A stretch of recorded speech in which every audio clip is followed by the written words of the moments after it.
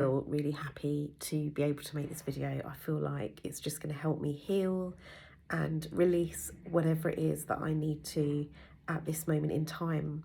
So today is the 7th of April and it marks 5 years since I found out that I had a miscarriage, or I was suffering from a miscarriage. And yeah, it's been a pretty sad day, if I'm honest with you.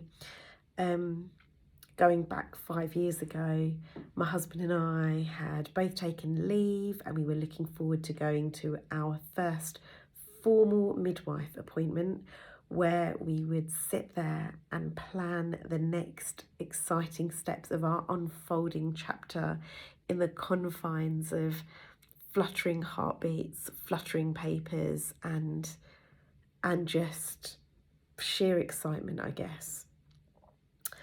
But we were only to be told that something was not quite right with the dates, and I remember rolling my eyes because the journey up until that point hadn't been smooth sailing for many reasons when it came to this pregnancy, and it was just like another spanner in the works. And what started off as a beautiful, exciting day started to kind of undo itself, if you like, and before I knew it, I was lying in a bed, I guess, or I don't know what you call it, having a scan with a half full bladder and a full stomach of anxiety, and then learning that there was one heart that just wasn't fluttering anymore. Whew. That felt like a lot, and that felt good to actually get out there. And then the next thing you know, I returned home and there was one bed that was made up of beautiful bridesmaid paraphernalia for the next day, because I was so lucky enough to be asked to be a bridesmaid to one of my most special friends ever. And she still is till this day. I love you so much. And then there was one bed that I was sat at the end of, poised and paralysed in my own shock, willing myself to move and yet not being able to. It was such a unique and painful experience.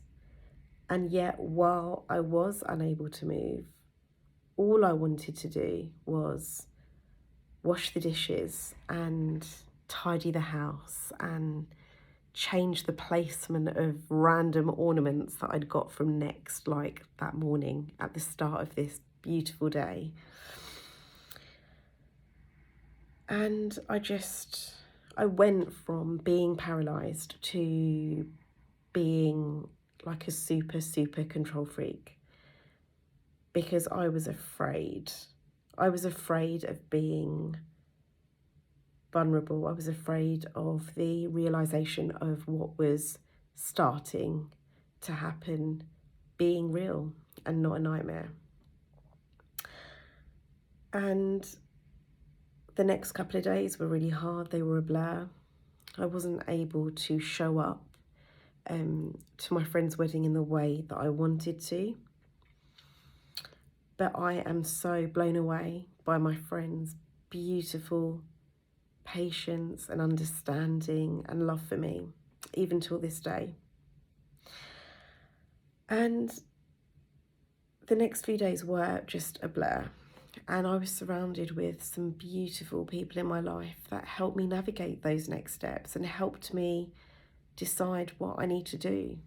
My husband was right up there. He is my rock. And my parents, my in-laws, I couldn't have asked for better people to be around me as I decided how I was going to end this chapter that I had yearned for so long.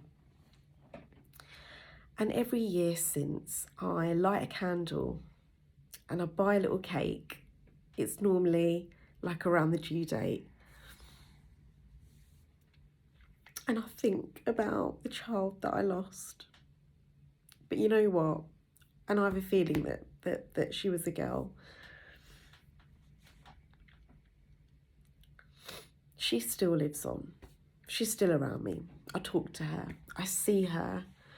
And I see her as a woman. And it's really crazy because when I used to work in Leamington, I used to see her like hanging about in the Priors, really happy. We've had chats in the car. She's told me I need to move on, and when I did, I got pregnant again. So that was 2 years later, days before starting IVF. And I'm so grateful for the advancements in science. I'm so grateful that I even had an option to do IVF, and that journey in itself was so complicated. And so I got my rainbow. I got my beautiful Ara, who just inspires me every day. And I know that my first child, she looks down on us in a good way, and she supports us, and she is cheering us on, and that is beautiful. But one thing that I didn't do when I suffered my miscarriages, I didn't talk about it. So today I'm deciding that I'm going to stand in my power and I'm going to talk about it. And I'm not saying that you have to grab a mic to stand in your power. Standing in your power can mean holding up a mirror to yourself privately and having those conversations. Standing in your power can mean taking little baby steps every day to align that much more with who you truly are, your sole purpose. For me, today, standing in my power means talking about something so personal and being vulnerable, not only to myself, but to others, so that not only can I shine a light on my vulnerability and my power, I can shine a light on you. I can help you heal while I try to heal too. And for many years, I didn't talk about it. And you know what? That impeded my healing for me. And healing can be whatever you need it to be, however you want it to unfold. I knew that for me, my healing would very much be impacted or go further. I would heal faster if I was able to talk about it openly. And I know that in my community, it's not really done. You know, we don't talk about miscarriage because we don't want to be pitied. It feels shameful, which it should not be. And we care about what people think. Well, today I don't care about what people think. I care about what I think. And that's all that matters to me. So if you have suffered loss, if you've suffered from a miscarriage, know that you're not alone. And if you are in a community where, you know, it's always been what people think, screw them.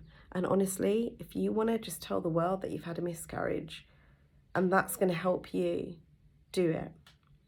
If you feel like crying alone or with a few people that you feel supported by, that know you, that you can be vulnerable with, then do that.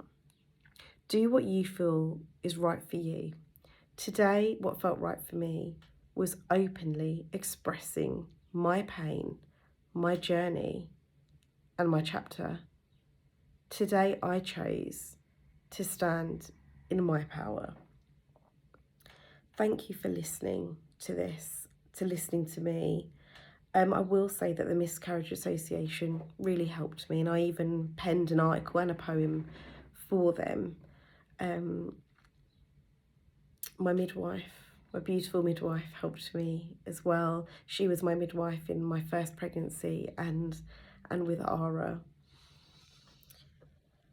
And just talking it out. And also know, I'll leave it with one more thing. When you go through adversity, when you go through any kind of adversity, it's like you're kind of in a sinking puddle of mud, a really big puddle. Let's call it a pond. And there'll be some people that will come in, get their shoes and socks and wellies dirty. They don't care about that. They just want to take you out.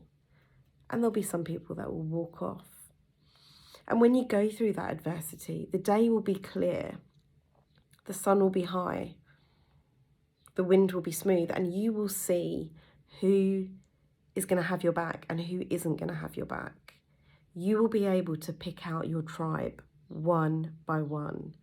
And like I said before, that can be a really painful thing, but that can be truly magnificent, because ultimately you want people with you who are going to have your back all the time, no matter how mucky and grisly that can look like. So find your tribe, choose your tribe, and be okay with that. And know that in times of adversity, you'll know who those people are. They don't even have to start walking towards you, because you know what? They're already next to you, you know. So with that being said, I'm going to end this video and I will see you in the next one. All right, take care. Bye.